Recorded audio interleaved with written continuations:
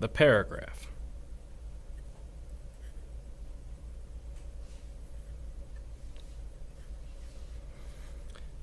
It is important to understand that each paragraph should be its own independent thought. There's 3 parts to a paragraph.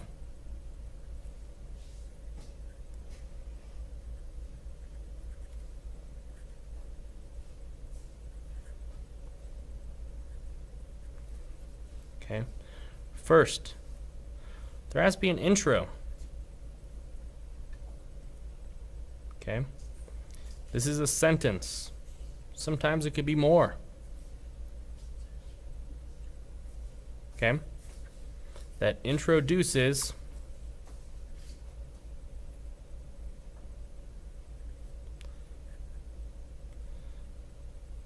to the reader.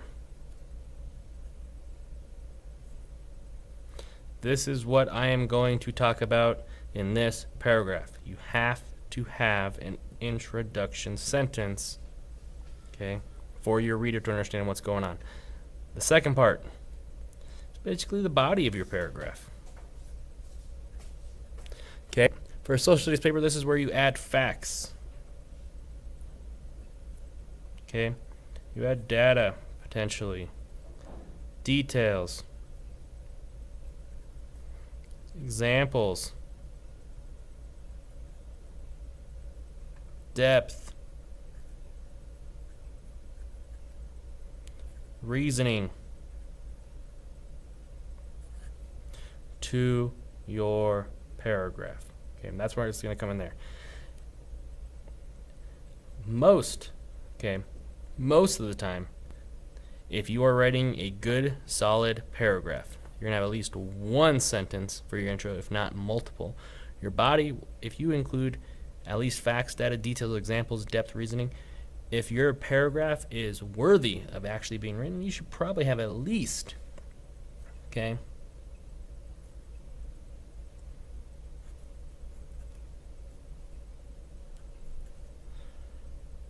4 sentences. Okay. And the reason you're going to have at least 4 is because one, you're at least going to introduce one fact, if not multiple facts, or a fact and an example. And then your explanation of why that is important to include in your paper, or explaining the fact, explaining what time period, you should at least have 4 sentences explaining that. Okay. And then the last part is your conclusion.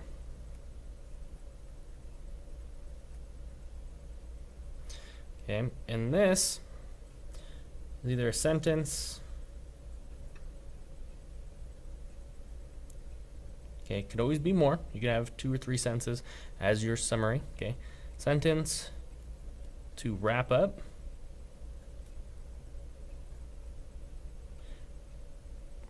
what you just talked about in that paragraph. So it's a sentence to wrap up. And a lot of times if you're writing a more traditional essay, you need to have a sentence to kind of wrap up what you discussed in that paragraph, then plus a transition.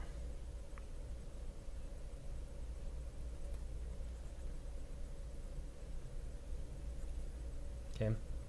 This is what I'm going to talk about in my next paragraph. Because remember, each paragraph is its own independent idea.